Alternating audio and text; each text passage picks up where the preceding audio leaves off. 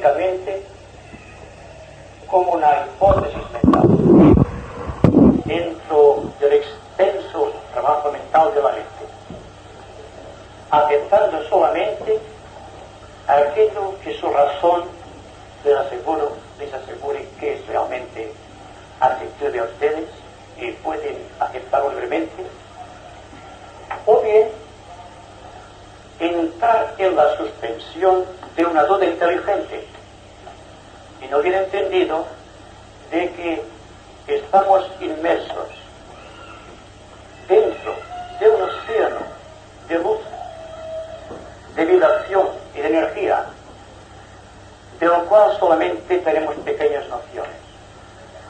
Por tanto, todo cuanto se vaya diciendo, ya esto como un preámbulo que se va a terminar, que sea solamente un culto a la verdad y un culto al buen juicio. El tema que he elegido hoy para discutir con ustedes, o para conversar con ustedes, es sensibilidad. Sensibilidad es un término vago que se presta a muchas interpretaciones, por cuanto todo ser humano es sensible, y extremando todavía más la idea, toda la naturaleza es sensible. Solamente es el grado de sensibilidad a la vida lo que caracteriza el hombre superior, el hombre corriente. Así que todo el aspecto fundamental o estructural de la idea implícita en el término de sensibilidad es sensibilidad a la vida. Y me pregunto, ¿qué es lo que ustedes piensan de sí mismos en el aspecto de sensibilidad?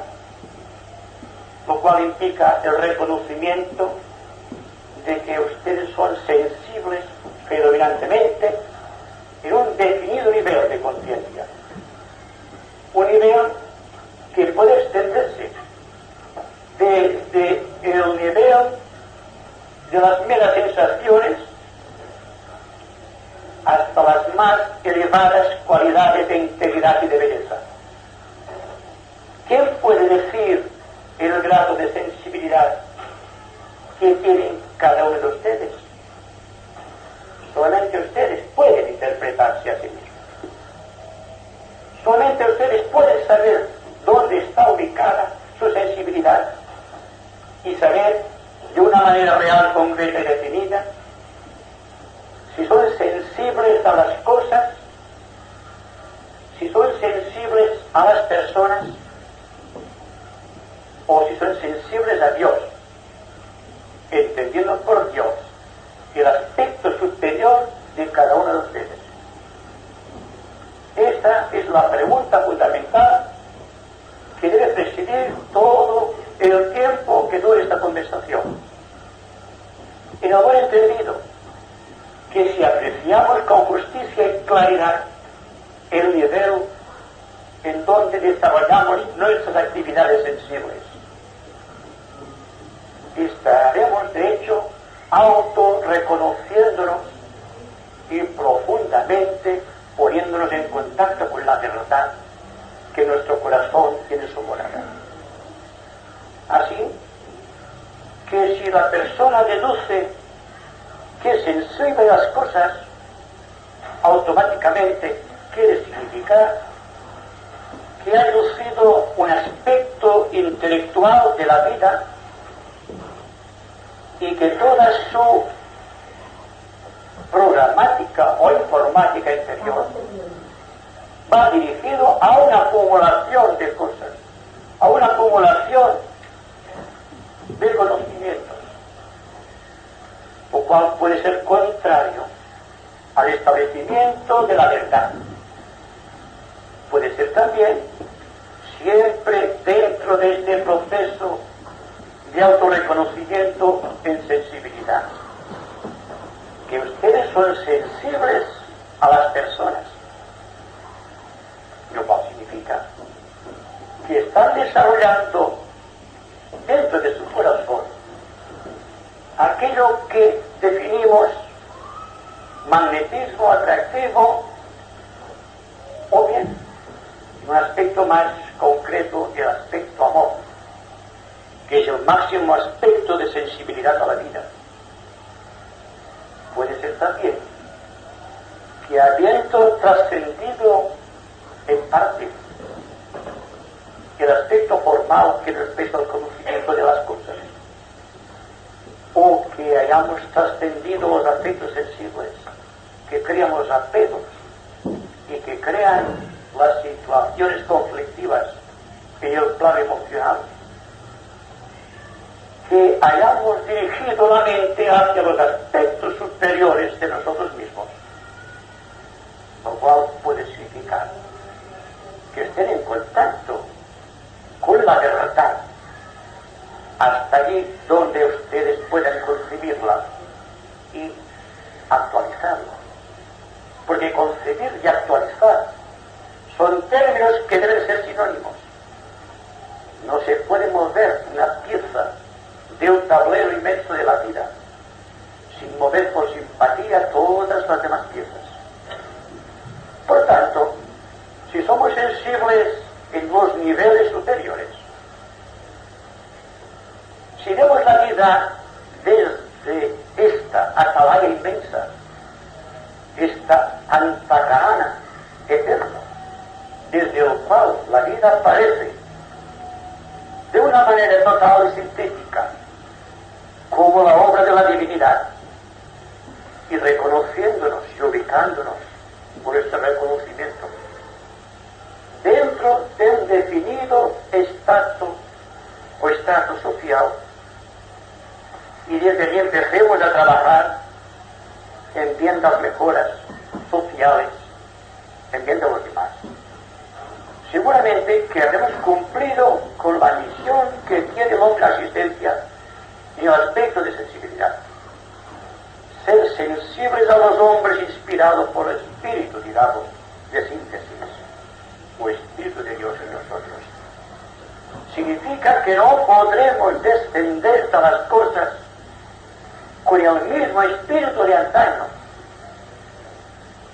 sino que deberemos triunfar de las cosas por la infusión de ese espíritu en cada uno de nuestros pensamientos, de nuestras emociones y de nuestros actos. Esto lleva ahora a considerar los dos aspectos de sensibilidad más conocidos actualmente, que es la sensibilidad a las cosas que crean sensaciones y la sensibilidad hacia el mundo psíquico, hacia el mundo de los poderes sobrenormales que están desconocidos para la mayoría, pero que constituyen una parte considerable de la humanidad de nuestros días. Y esto lo vemos por doquier,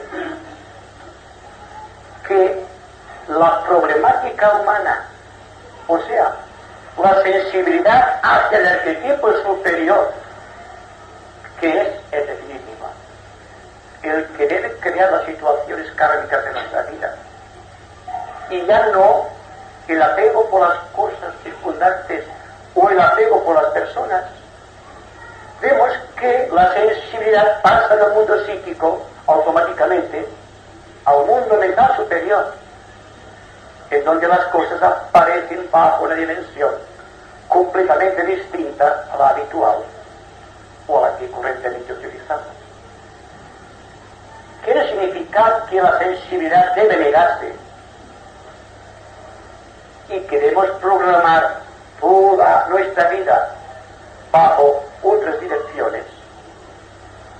Solamente quiero significar que a medida que avancemos por la vida, cosechando la experiencia de todos los actos, de todas las emociones y de todos los pensamientos, nos encontraremos un día delante de una puerta inmensa y el amor debemos llamar para ver qué es lo que hay en el interior. Llegados a este punto, vemos que muchas de las cosas que hasta aquí hemos considerado interesantes fallan por su base, por no constituir una parte integrante de nuestra personalidad superior. Ahí da cuenta de que es la personalidad superior la que tenemos que desarrollar y actualizar en un mundo de relaciones humanas. Bajo este punto de vista, podemos decir que todos los intentos de las escuelas esotéricas de todos los tiempos, las escuelas filosóficas,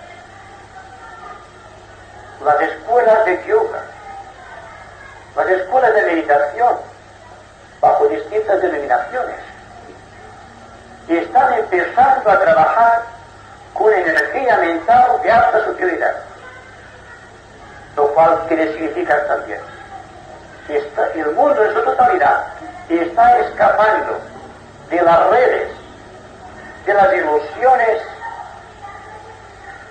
del mundo mental, de los espejismos del mundo astral y del maya de los sentidos. Entonces, toda la programática o el programa del Creador para nosotros seres humanos es la de adquirir el suficiente equilibrio en nuestra vida particular para poder reflejar en todos momentos la gloria de Dios. Ahí, en este punto, casi podemos decir que hemos llegado en un intento de colocar la sensibilidad del hombre frente a su propio arquetipo espiritual, entendiendo que lo que estamos realmente haciendo es andar hacia el arquetipo que desde el principio de los tiempos se está agitando gozoso en la mente de Dios. Un arquetipo para cada reino de la naturaleza, un arquetipo para cada plano de evolución, un arquetipo para cada raza humana, un arquetipo para cada subraza, un arquetipo para cada ser humano. De ahí viene que cada persona tiene el deber kármico de reflejar en su vida, en su pensamiento, en sus emociones, en su relación con los demás, ese arquetipo que está influyendo allá en lo profundo de su corazón. Yo, a este contacto del hombre con su arquetipo superior, denomino sensibilidad. Lo demás es un andar en pos de la sensibilidad. Hasta aquí hemos creado conflictos por el apego, sea en el campo de los sentidos, en el campo del psiquismo, en el campo fluctuante constantemente de las emociones o en los niveles intelectuales de la mente. Al llegar a este punto, la problemática encuentra su vía completa de solución. Entonces empezamos, como seres humanos, a reflejar en tiempo y espacio la gloria divina. Hasta aquí hemos llegado en un proceso de invocación constante de sensibilidad. Cuando adquirimos la sensibilidad, cuando estamos en contacto con un arquetipo, el arquetipo diseñado para cada cual a través del tiempo, entonces se produce un hecho insólito en la naturaleza del hombre, que obliga a cambiar fundamental y radicalmente para siempre. Entra, como esotéricamente se dice, en la gran corriente de vida divina. Entonces, todo cuanto ve desde esta elevada atalaya, todo cuanto puede concebir su imaginación y todo cuanto realiza en el mundo de relaciones es correcto. Esto nos lleva también a la pregunta que se me hizo la otra vez sobre el papel que juega el libre albedrío del hombre en la búsqueda de su propia sensibilidad. Habida cuenta de que, llegado el ser humano a cierto punto, cuando está invocando constantemente la gloria de Dios en su vida, está perdiendo la capacidad de libre albedrío. Esto parece un sacrilegio, porque todos estamos habituados a trabajar, a crear a través del libre albedrío.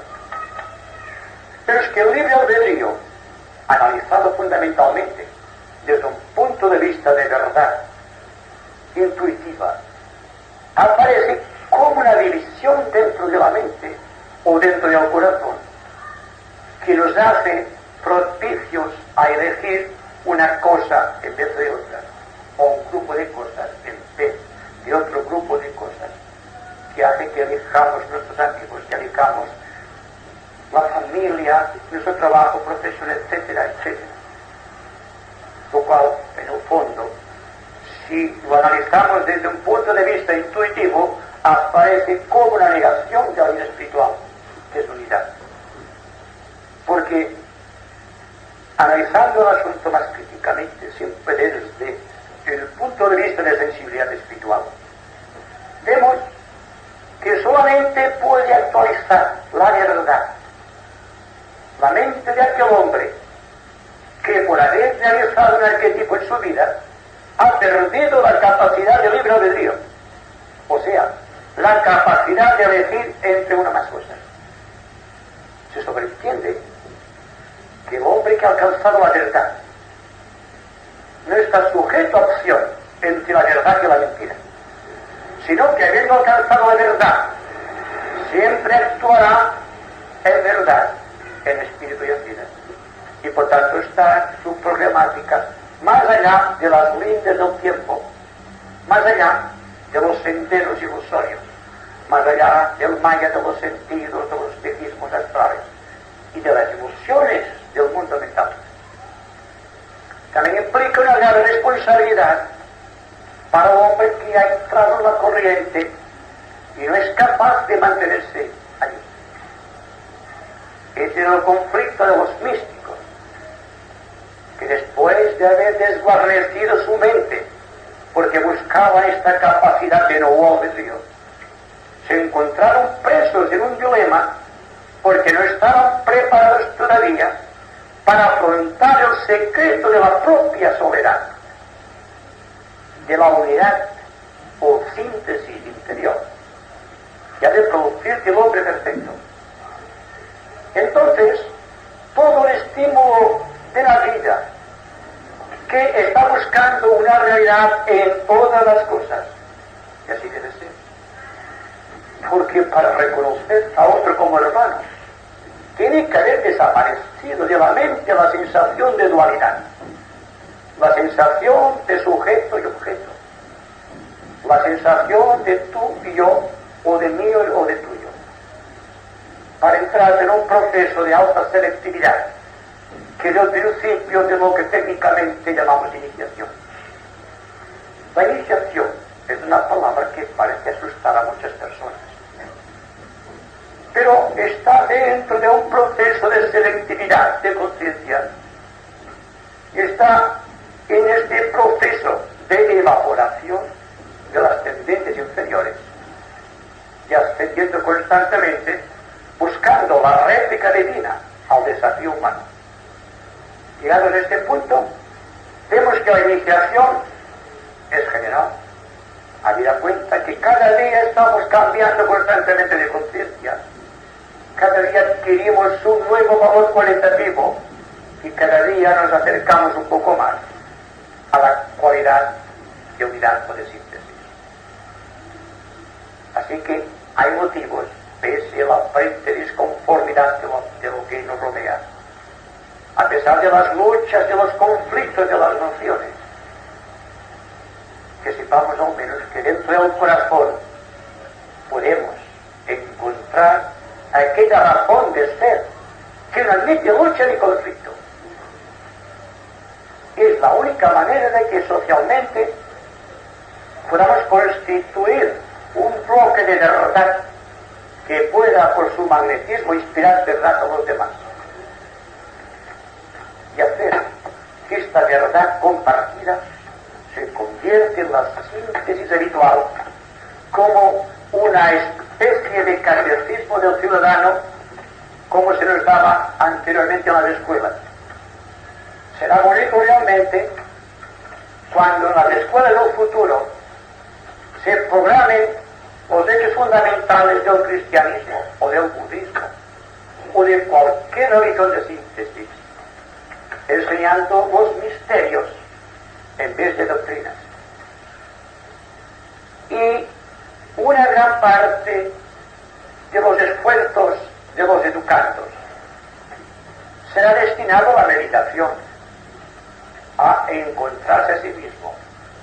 Es decir, vayamos al principio de todo, a la sensibilidad, a educar la sensibilidad de la vida, ya no a la sensibilidad de las cosas, a la sensibilidad a las personas, sino que todo será una sensibilidad hacia adentro, que es una manera, habiendo cuenta de que el hombre es una representación exacta de la divinidad, de que Dios se manifieste a través de él de una manera realmente fraternal. La palabra fraternidad ha perdido calidad al correr de los tiempos. Lo mismo pasa con la palabra amor o con la palabra solidaridad, porque han quedado reducidos a simples términos descriptivos, porque han perdido la lofanía, la sutilidad de la verdadera sensibilidad. Yo creo que todas las personas que asisten a esas conversaciones, por el silencio que se desprende de su aura, por la atención con que están escuchando las cosas de sensibilidad, están creando un ambiente radiomagnético, si me permite esa expresión, a su alrededor, que es lo que Cristo denominó la sal de la tierra. Cada uno de nosotros puede representar esta sal. Igual que la levadura, que con un poquito de levadura se hace montar una gran masa de harina. Cada uno de nosotros, los que asistimos aquí, cada vez que nos reunimos, cada vez que nos ponemos en contacto, educamos un nuevo tipo de sensibilidad. Aparentemente la mente no registra el hecho, pero sí lo registra el corazón, que es la matriz de lo eterno. Muchas veces se me dice, usted dice cosas que no comprendo, no acabo de comprender. Yo le pregunto, ¿usted estaba atenta? Si estaba completamente atenta, entonces yo le respondo, usted ha comprendido bien. Porque cuando la persona está atenta a un principio de sensibilidad, es porque la sensibilidad está en su corazón. Y entonces registra en el corazón el conocimiento que no puede captar por la mente. Y esto surge en cualquier momento del tiempo como una promesa de nuevas cosas. Estas cosas mejores a las cuales nos vamos aproximando. Y cuando se educa el ánimo en el silencio, cuando la mente empieza a perder su resalte, sus relieves, sus ornamentos, podríamos decir, todo cuanto la caracteriza como intelectual, encuentra que hay un hilo sutilísimo de luz que va conectando el cerebro con el corazón. Y entonces, a la sensibilidad que hemos adquirido por derecho propio, por el esfuerzo de las edades, de la experiencia y del sufrimiento, se une la conciencia. Cuando la sensibilidad y la conciencia se dan la mano, entonces surge un nuevo tipo de hombre dentro de la sociedad. Es la persona que controla la sensibilidad en todos sus niveles. Ha aprendido a ser como los buenos artífices. Ha adorado el ornamento de tal manera.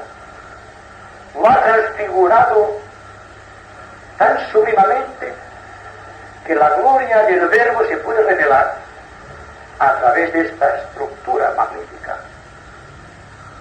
Esta estructura que en lo que respecta al aspecto meramente físico, está tratando de revelar belleza, un equilibrio de funciones, una radiación magnética de tipo natural, y que en el mundo de las emociones, a medida que la sensibilidad se va desapegando de las cosas, está adquiriendo carta de naturaleza en el mundo espiritual. Vemos que tiende por su propia gravedad hacia la educación del sentimiento inefable de bondad y en el aspecto superior de la mente. Cuando han sido trascendidos los pensamientos y las imágenes, y la persona puede comunicarse con los demás con intenciones, telepáticamente podríamos decir. Es un buen síntoma porque esta mente está albergando la verdad. Teniendo entonces que lo que falta solamente en este proceso es añadirle la cualidad de síntesis. Tenemos un cuerpo físico sensible, siempre constantemente a la búsqueda de su propia sensibilidad. Y cuando se produce la ruptura de las paredes de un átomo por la infusión de energía superior, se produce el misterio de la redención. Y entonces, el átomo que hasta aquí era una cosa, se convierte en radiactivo por un proceso de transmutación, y el mineral más denso se convierte en radioactividad. Esto parece un poco vago y nebuloso, pero les ruego que continúen ustedes indagando en ese sentido y verán que la sensibilidad correspondiente a un reino mineral es la radioactividad, precisamente.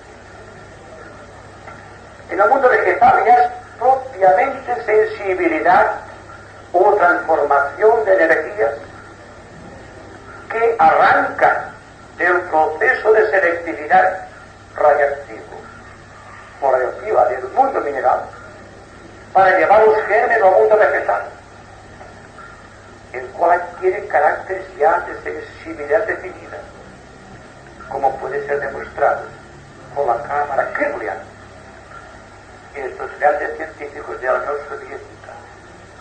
Es decir, que el proceso de estructuración de los cálices para cada reino de la naturaleza se verifica siguiendo el mismo orden que sigue el ser humano cuando trata de incorporar dentro de sus vehículos físicos, emocional o mental, la gloria del arquetipo para el cual fue programado. Y estamos tratando de programar un arquetipo que la mayor parte del tiempo desconocemos, pero que es una realidad por cuanto nos impulsa a ascender constantemente con dolor de no corazón adentro y dejando girones de la personalidad en cada recodo del camino. Vamos acercándonos a esta divinidad. Entonces queda hasta cierto punto claro que cada ser humano, lo mismo que cada reino de la naturaleza o que cada planeta dentro del universo, está siguiendo un proceso de sensibilidad, tratando de revelar un secreto determinado y persiguiendo un objetivo definido, que es precisamente el arquetipo manifestado a través de estos estructurados y bien definidos cálices. Teniendo en cuenta que cada uno de nosotros es el cáliz que tiene que albergar el verbo. Yo creo que más o menos el aspecto sensibilidad, tal como aparece ante mi visión, ha sido hasta cierto punto comprendida. Yo quisiera hacer más la atención sobre este punto, porque estoy seguro que ustedes con sus preguntas ahora me permitirán ahondar algo más sobre la sensibilidad. Quisiera que fuesen ustedes ahora los que preguntasen algo sobre esto que acabamos de decir, o si alguna idea se les ha sugerido a través de esta conversación o de este argumento.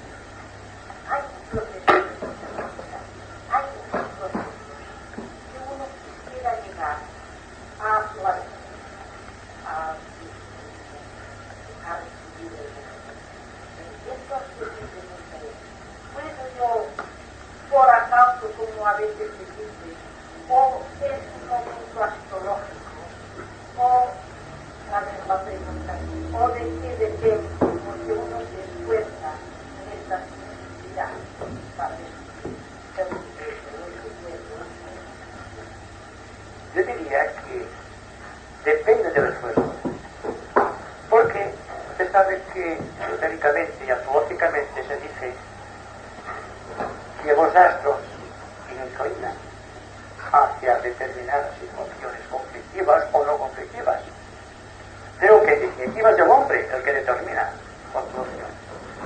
También tenemos, y esto lo hemos definido otras veces, como Pablo de Tarso había dicho ya,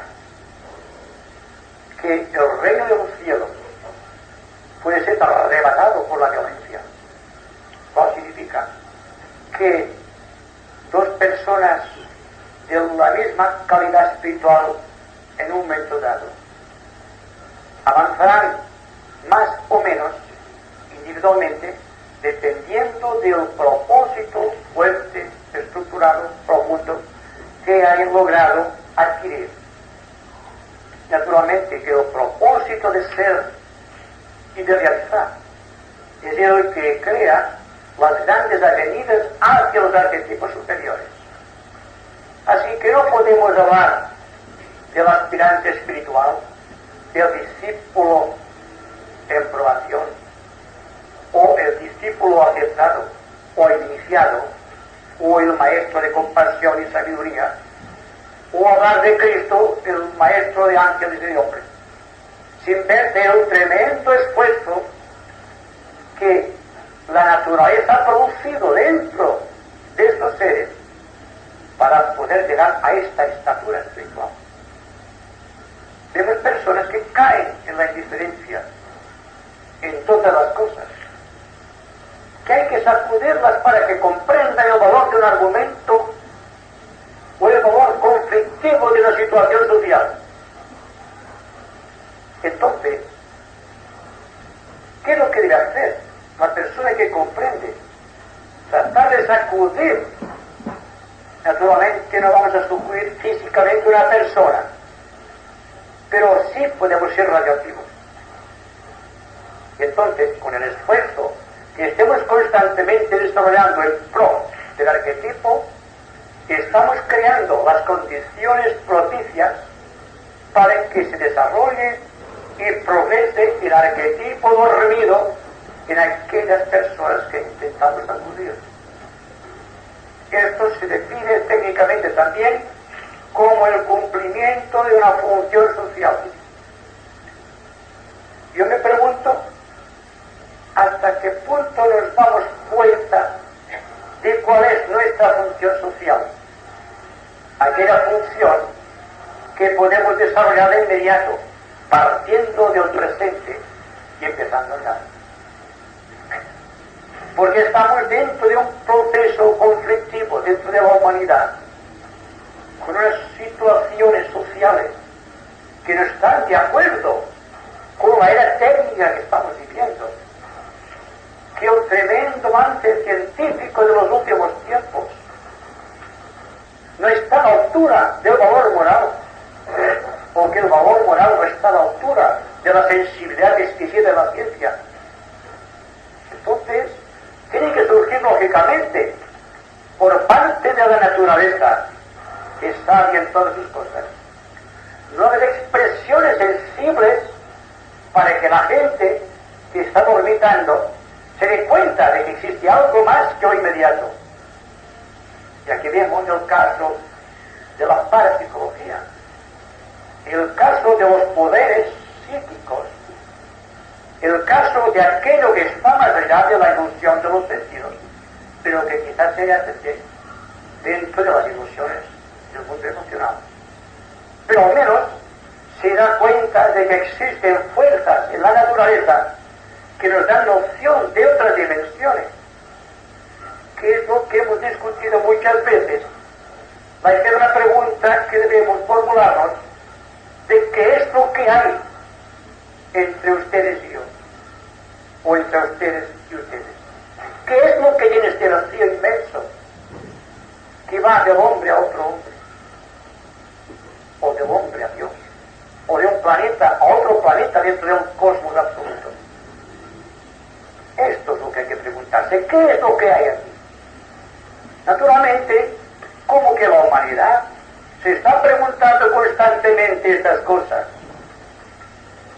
y el hombre está siguiendo fielmente el dictado esotérico de llamar y se os abrirá, pedid y se os dará. Entonces tiene que haber una réplica por parte de Dios, digamos así.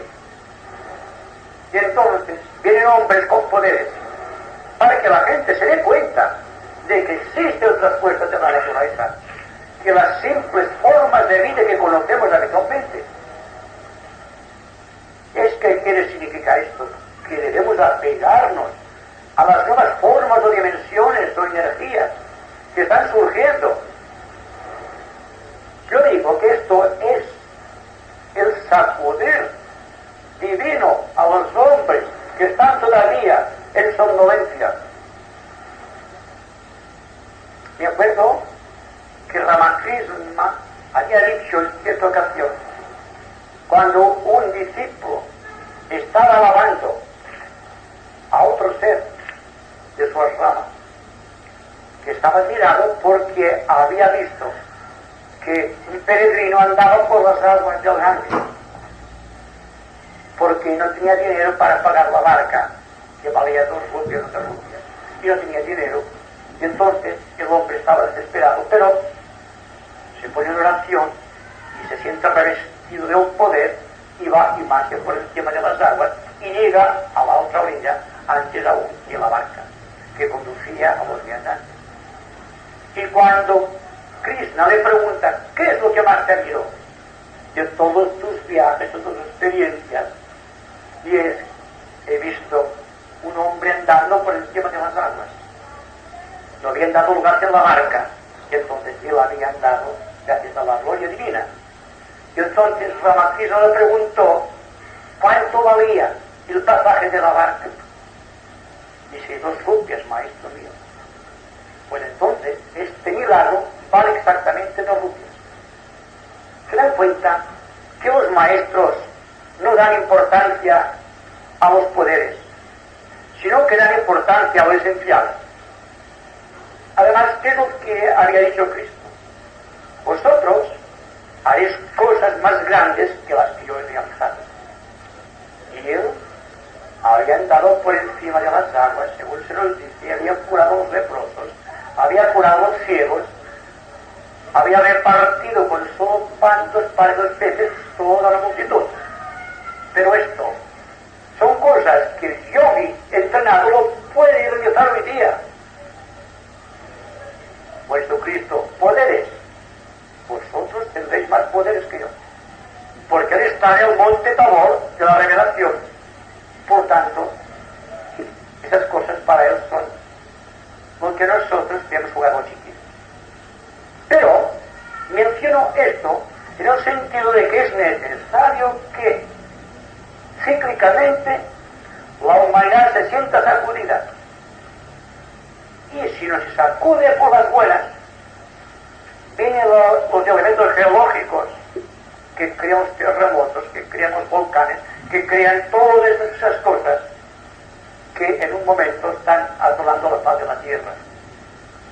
O, si estimamos esto, puede ocurrir una bomba atómica que quizás en los planes del arquetipo de la naturaleza, ¿qué sabemos nosotros? Pero desde un punto de vista de sensibilidad es horrible, profundamente horrible, porque demuestra todavía violencia en el corazón del hombre.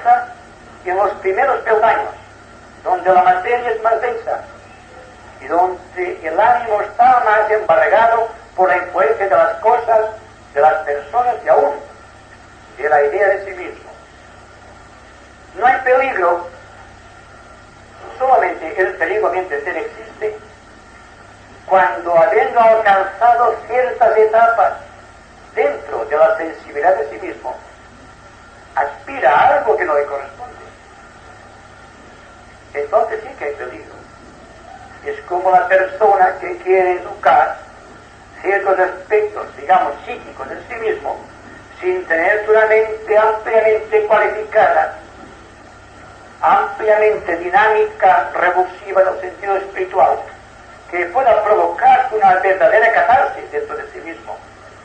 Pues entonces toda aquella energía va contra él, porque le faltan fuerzas, argumentos o armas para luchar contra aquella avalancha de fuerza, como el caso del aprendiz de Brujo, que ha sido relatado místicamente como ejemplo, que quiere monopolizar los poderes del maestro sin ser todavía un discípulo. Entonces el poder ígneo, la fuerza, el fuá del maestro puede realmente destruirle. Naturalmente no hablaba Pablo, el apóstol, para este tipo de personas. Hablaba para un tipo de personas que, como él y como otros muchos místicos, veían la meta y eran conscientes al mismo tiempo de sus propias limitaciones. Cuando la persona ve la meta definida firme allá en lontananza, puede orientar sus actitudes hacia allí, puede esforzarse. Pero si no tenemos ninguna meta ante nosotros, ¿por dónde vamos a avanzar? Como ciegos a ciegas y cayendo a cada paso. Entonces yo creo que la regla para situarse en el sendero, para situarse en el camino de la propia sensibilidad, es estar muy atentos al fluir de la vida y de los acontecimientos. Porque si estamos atentos fuera de nosotros, si dejamos de pensar en demasía, en la propia estructura personal que nos condiciona, es posible que nos situemos en sensibilidad y veamos la meta, aunque sea lejana. Porque entonces, en aquella noche oscura, viendo una luz allá a lo lejos, sabremos que podemos marchar, porque allí está el hogar del Padre. Allí está el arquetipo que nos está atrayendo. Allí está la fuerza, y allí está la síntesis de verdad. Cuando hablamos de sensibilidad, es cuando el átomo físico permanente vibra para ponerse en contacto con el éter reflexión. Sí. Cuando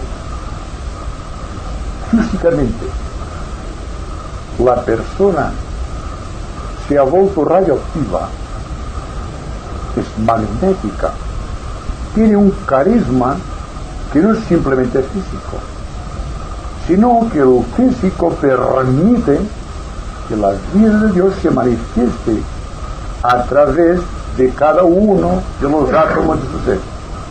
Pero esto viene porque el átomo permanente físico, que alberga la sabiduría, la experiencia física, no sólo de sí mismo, sino de la raza como un todo, con todas las experiencias raciales de todos los tiempos, al ponerse en vibración, al hacerse radioactivo, al hacerse sagrado, comunica toda la estructura física a aquella esencia de inmortalidad.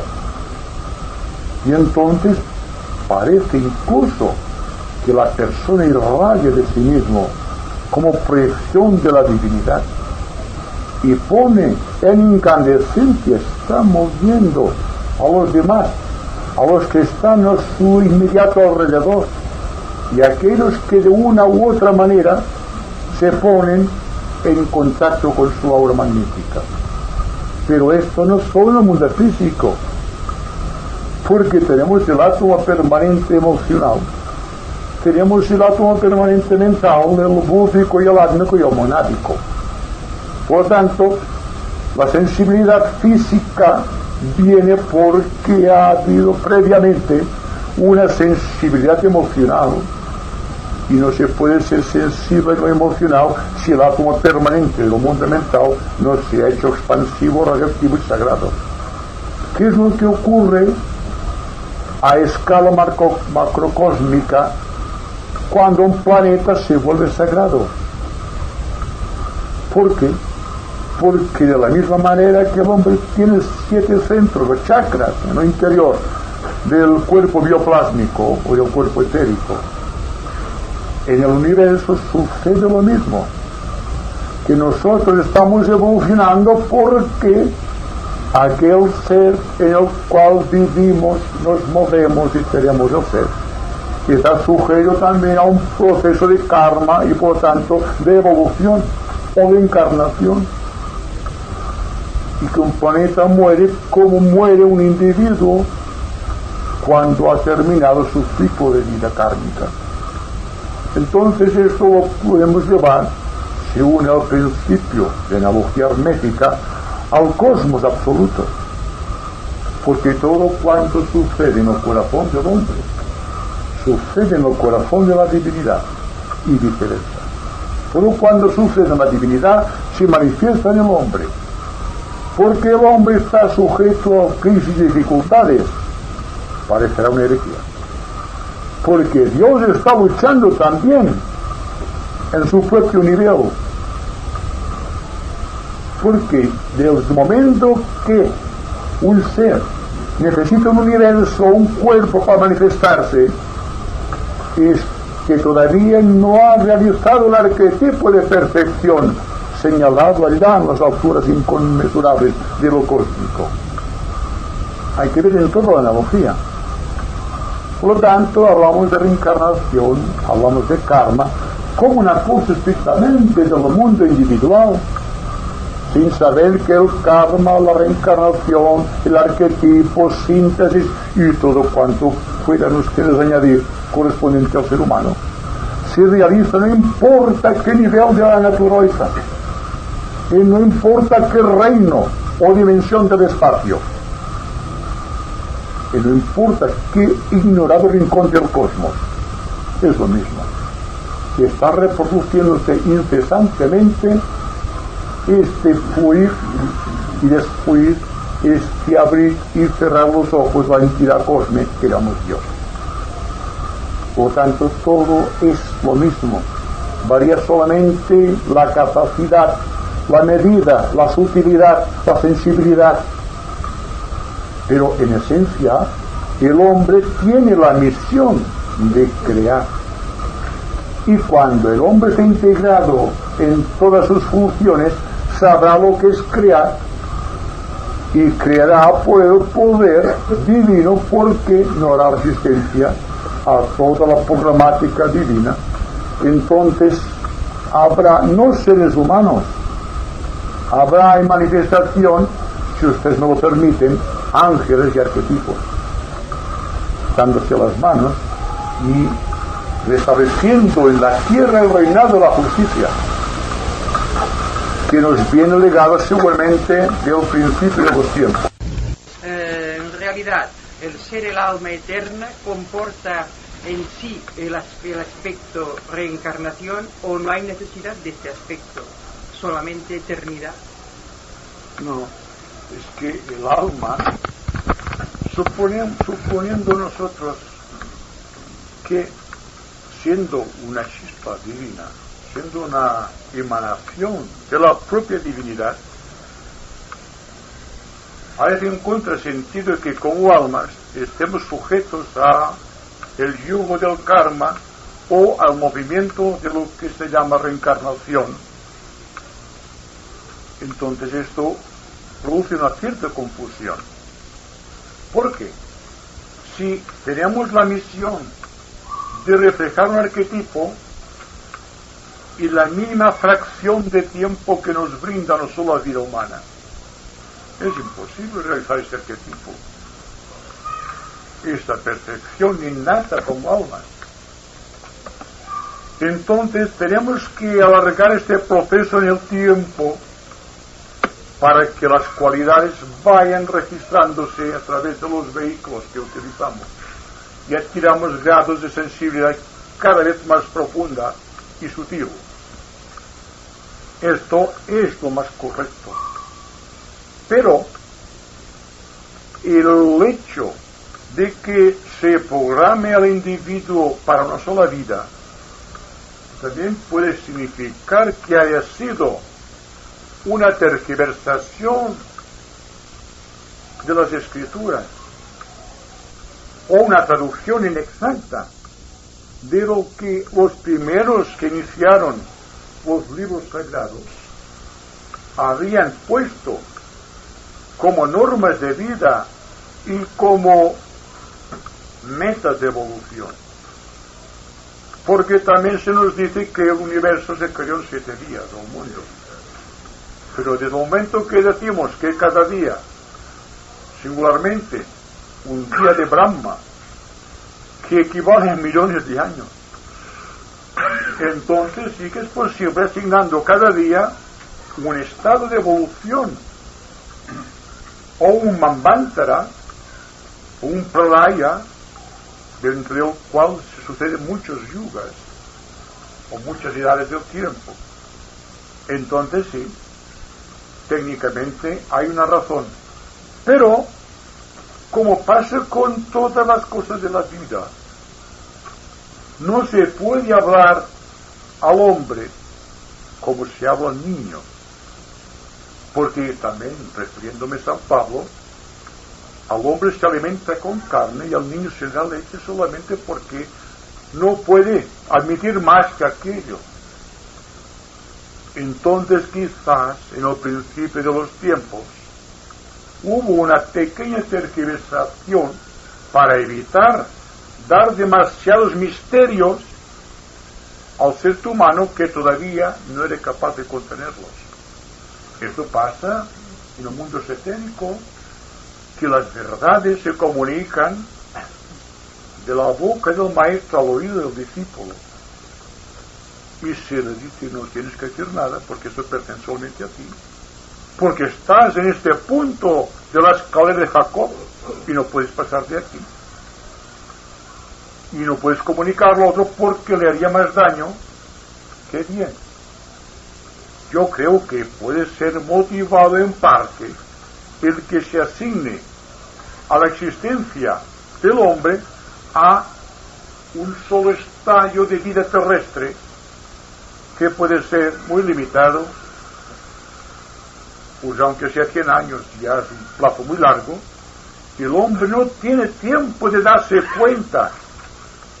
Luego está sumergido dentro de un mundo de ilusiones, dentro de un mundo de sensaciones y dentro de un mundo de espejismos e ilusiones mentales.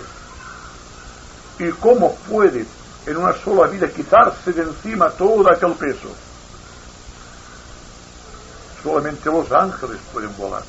El hombre en ese caso es un hombre, un compendio de espíritu y un cuerpo físico atado a la materia, más un alma que es la que debe llevar adelante el proceso de la vida, el del karma de reencarnación y el de todas las cosas que sabemos, sea por la Biblia, por la Bhagavad Gita o por el esoterismo. Que sabemos esto constantemente. Pero digo que hay un lenguaje para los niños y hay un lenguaje para los hombres. Entonces, ahí está la dificultad. Cuando el hombre analiza lo que se dice a los niños, dice, es un error. Pero es que el niño está capacitado para saber lo que se dice a los hombres. Es una cosa natural. Por lo tanto, suspendo el juicio en este particular y siempre digo, puede haber una tergiversación de los primitivos significados. Seguramente será esto. Porque todos los que estamos aquí estamos seguros de que para realizar un arquetipo no basta una sola vida, por larga que esta vida sea. Porque si hay una igualdad de principios, si todos tal como técnicamente se dice nacemos desnudos, es lógico que en un principio de los tiempos todos éramos iguales. ¿Y por qué hay estas diferencias ahora? Porque unos se han esforzado más seguramente que otros. A esto se llama oleadas de vida divina que se van manifestando a través de las razas, de los tiempos y de las civilizaciones. Pero en definitiva nos están hablando de un poder que se está desarrollando constantemente en el hombre y que penetra en dimensiones del espacio que ya no son los del cuerpo meramente físico. Entonces ha venido la ciencia parapsicológica, ha venido la ciencia de la sensibilidad psíquica, ha venido las reglas ocultas, iniciáticas y el esoterismo, que nos hablan de verdades más allá de lo que se dice a los niños. Y entonces habrá que decir, soy niño, soy hombre, ¿y qué es lo que voy a decidir? O utilizando la metáfora al principio, puedo admitir la verdad más allá del libre albedrío que puede inducirme a error. Ahí está. Somos capaces de decidir correctamente. Esta corrección de vida o esta libre y correcta elección es la que debe definirnos como seres realmente integrados.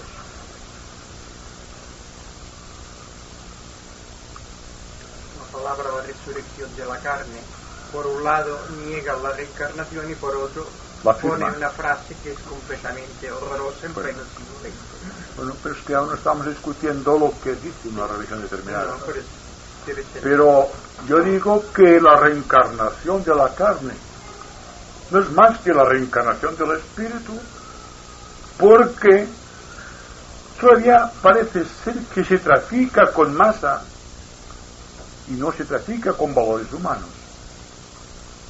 Por lo tanto, será resurrección del espíritu. ¿De dónde resurrecciona el espíritu? Del interior de la materia que condiciona su vida. Ahí sí, que al traducir, para uno será resurrección de la carne porque está en este nivel.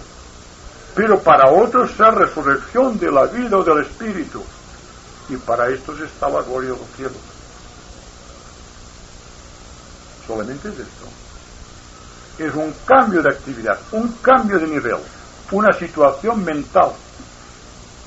Quizá los ardores de la fe nos lleven a situaciones conflictivas en ese mundo. Pero evidentemente lo que estamos traficando actualmente son valores sociales, valores humanos. Y siempre he dicho, y repetiré siempre, que lo que define al santo del hombre ignorante o del hombre común o corriente es la capacidad de sacrificio en bien de los demás. Entonces aquí se define ya el camino que conduce directamente al corazón de la divinidad, empezando por un proceso selectivo de valores interiores y terminando con el proceso de redención de todo su contenido físico, emocional y mental. Porque todos tenemos este deber de redimirnos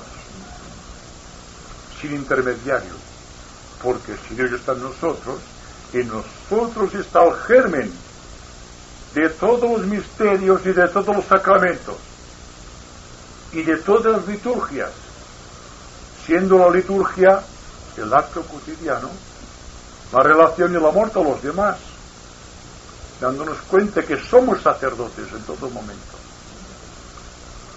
No hay que estar ordenados sacerdotes para practicar el amor de Dios.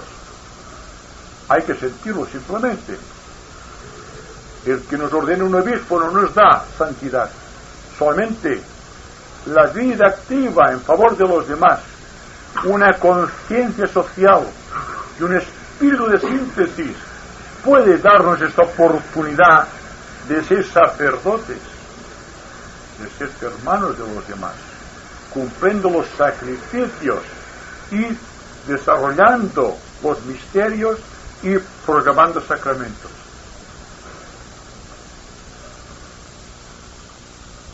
todos más o menos trabajamos precisamente para buscar este arquetipo que cada uno corresponde. Pero a veces se llega a un nivel de sensibilidad en el que, ¿sabes por qué parece que te pasa? Que seas insensible, que no sé, que ya esa sensibilidad que tenías parece que se ha quedado así un poco distinta, porque uno no puede seguir. Es decir, que cuando hemos sido sensibles, viene un momento en el cual parece ser que dejamos de hacerlo. Pero diré que es una buena cosa. Y lo explicaré. Porque entre la sensibilidad a una cosa y la sensibilidad de otra cosa superior, hay lo que se llama la noche del alma, en el cual el alma se hace insensible a todo, pero virtualmente está despierta, está buscando aquello superior. Entonces ingresa, si no entra en zona conflictiva y si no argumenta demasiado sobre su estado, en zonas de superior armonía. Todas aquellas personas sensibles en el mundo emocional, en el mundo psíquico, en el mundo invisible, y que a través del esfuerzo meditativo, a través de su comprensión natural de las cosas, y está entrando en zonas de alta selectividad mental, automáticamente pierde los poderes, pierde la sensibilidad astral. Y es que ha perdido su hegemonía espiritual. No, está ganándola. Dense cuenta que muchos de los poderes psíquicos que tanto adora el vulgo lo estamos compartiendo con los animalitos, que los animales son psíquicos, que ven, oyen y programan el mundo astral y son ciertamente conscientes de aquel momento. Y no vamos a decir que somos menos sensibles que los animales porque hemos perdido esta sensibilidad. Hemos ganado otro tipo de sensibilidad que en sus primeras fases se manifiesta como entramos en un punto, digamos, de síntesis. Y lo que antes era agradable y nos causaba gozo y alegría, se convierte en una muralla de bronce. Y entonces, ¿qué vamos a hacer? Yo diría que todas las personas que se hallen en ese estado, que estén contentas, porque es una prueba de que están adquiriendo otro tipo de sensibilidad superior. Están saliendo del ritmo de lo psíquico, o emocional, o astral, o como ustedes quieran llamarlo, y están entrando en zonas de alta selectividad espiritual. Lo mismo sucede cuando el alma entra en el momento de la crucifixión, cuando pasa de un estado de superior armonía en el monte de la transfiguración, cuando parece ser que ha ganado todo el mundo y que todo está a sus pies, desde el monte Tabor de la conciencia, e inopinadamente queda frío, insensible, cuando entra en la etapa de la crucifixión. Y entonces parece ser que todo te ha abandonado. Y a este estado extremo de misticismo superior, a la cual se sometió Cristo, se llama la noche oscura del alma, en el cual no existe sensibilidad alguna. La ley se muestra sin peso. No existe nada que pueda inclinar la balanza hacia Dios ni hacia los hombres. No hay nada. Hay un sufrimiento horrendo. Y este sufrimiento solamente es Dios quien puede resolverlo. Y cuando dices, en tus manos encomiendo mi espíritu, cuando ya tú lo niegas, dices, solamente aquella fe pequeñita en el corazón que aún subsiste es la que da la clave del último tramo del sendero, y el hombre asciende entonces de la cruz a los cielos. Y esto nos pasa cada día.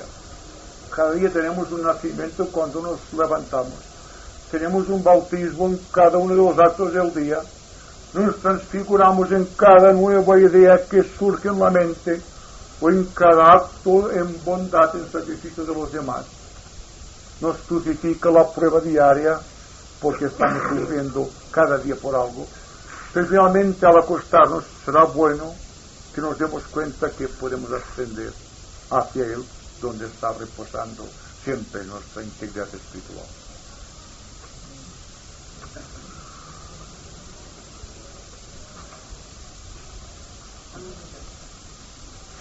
Me permite una pregunta que quiero que me hagas. A tu razón, explica por esto hacer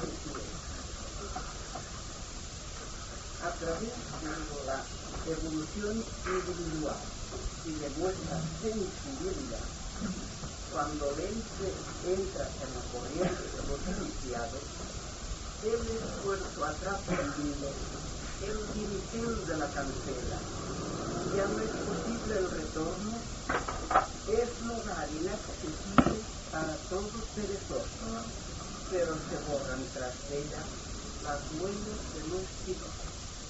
¿Está visto aquí? Sí. Y la persona que entra místicamente en lo que se llama corriente espiritual, ya no puede volver hacia atrás. Esto es como la persona que empieza a cavar un túnel y empieza a andar y va tirando tierra atrás. Al llegar a cierto punto puede volver, porque aún puede desandar, pero cuando llega a cierto punto hay más tierra que la que necesita para avanzar, y entonces la vida le obliga a avanzar. Pero es raro el caso de la persona que en estos puntos álgidos del sendero quiere retroceder, porque tiene la experiencia de las edades en su corazón. No puede retornar. Se llama el camino sin retorno a la entrada de la gran corriente iniciática, en el cual el individuo realiza el arquetipo y se convierte en un ángel. Ahí está. Por lo tanto, es correcto lo que dice, sí, de acuerdo, no se puede volver atrás. Afortunadamente, el esfuerzo siempre es hacia adelante, siempre la vista hacia la meta. No hagamos como Lot, o la mujer de Lot, que volvió la vista hacia atrás cuando Sodoma y Gomorra. Es simbólico, naturalmente. No os volváis la vista atrás. Pero las mujeres curiosas miran atrás y se convertida en una estatua de sal. Esto es simbólico, tendrá su aspecto también científico, pero es bonito recordar que cuando se ha entrado en un camino espiritual no se debe volver la vista hacia atrás, porque también se dice que el gran iniciado asciende a las alturas apoyándose en los cadáveres de sus yoes muertos. Muere cada momento del día y atraviesa o pisa su cadáver y asciende así sobre sus cadáveres, sus yoes vencidos en la etapa de cada día, para llegar un día en que ve la vista más lejana y escucha el grito lejano a la cual se refiere Mabel Collins en La luz en el sendero. Es decir, que todo cuanto estamos diciendo no es más que repetir en otra forma todo cuanto ustedes saben. Quizá algunos tengan que ser sacudidos todavía, pero yo no soy quien va a sacudir. Cada cual debe saber dónde hay que sacudir del árbol para que caiga la fruta madura. De todas formas, este capítulo, la curiosidad que ha aludido la señora, ¿sí?, es necesaria. Es un catalizador para elevarse un poco más, porque hace ver otros horizontes.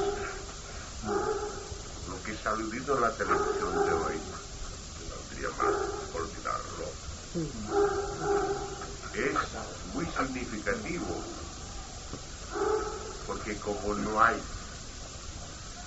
controversia, no hay fraternidad de pareceres, que es lo que debería de haber, entonces, claro, siempre tiene razón. Pero si hubiese esa curiosidad, que es menester, catalizaría la conciencia colectiva y se elevaría un poco más. Como ha sido catalizador también ese famoso chico de 26 años, que yo he tenido el gusto de hablar ante ayer. Es un gran catalizador, porque los tibios sobre las energías cósmicas y las energías siderales, pues han visto otra cosa, que había otra cosa. Se han entusiasmado, y de ahí viene el pensar, el escudriñar y el estudio. Todo esto, los problemas de cultura, elevan el hombre. Sí, ¿No te parece? sí, estoy de acuerdo completamente. Ya he dicho antes que cuando la persona necesita ser sacudida, tiene unos elementos, aparte de la misma, que le obligan a avisorar nuevas perspectivas. Eso es muy natural. Pero dense cuenta, y eso lo remarco mucho, cuando estamos hablando de un sentido crítico en lo que respecta a un aspecto social, religioso, político o como sea, que hay que escuadriñar muy profundamente el corazón para ver en qué medida estamos contribuyendo a la gran ilusión social. Ahí está no solo el tipo de curiosidad que tiene que darnos, como decía el amigo Ben Solá, nuevas perspectivas de visión, sino que la curiosidad debe traspasar las barreras de lo simplemente circunstancial, lo que nos rodea, para buscar las causas más profundas. ¿Cuál es la causa que motiva un estado social determinado o político o religioso? ¿Qué podemos hacer cuando en un país la persona no se decide a escuadriñarse, ni siente curiosidad ni interés alguno por nada que no sea lo inmediato? Naturalmente,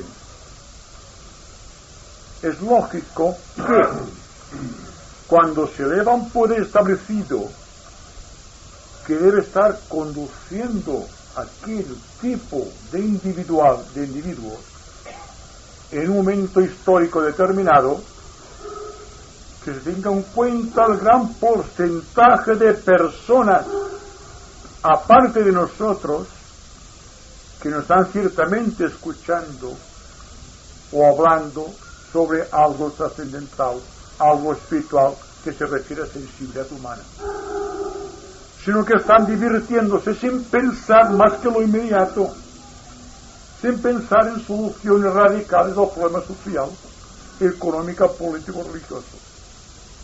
Se piensa en sí mismo demasiado para poder transformar un país. Naturalmente, yo digo siempre, las personas que vienen aquí están transformando el país hasta cierta medida y hasta cierto punto también. Todos somos catalizadores. Estamos creando una nueva osmosis en el cuerpo de la sociedad. Esta catarsis inmensa que estamos produciendo, estoy seguro que producirá sus efectos. Que para ser revolucionario no hay que coger un arma, sino que tenerte una aura pura y radiante. Porque es esta aura pura y radiante, la que destruye el germen de la destrucción, el germen de la ignorancia, y el germen de todo cuanto está establecido de incorrecto en el mundo que nos rodea. Así que seamos autocríticos. Y si vemos algo que no nos gusta, debemos pensar inmediatamente que debemos continuar luchando con una sonrisa a flor de labio como siempre y pensando en la gran masa a la cual tenemos el deber de ayudar desde aquí, desde la actividad cotidiana. A esto se llama revolución. Es la revolución que nace del corazón y se transforma en frutos de bondad, en los dones del Espíritu Santo. Y si hacemos esto, me parece que habremos conseguido una obra inmensa y habremos logrado los frutos de una acción correcta, y quizás algún día, como dice el verso, podemos llamarnos hombres, con toda la extensión de la palabra.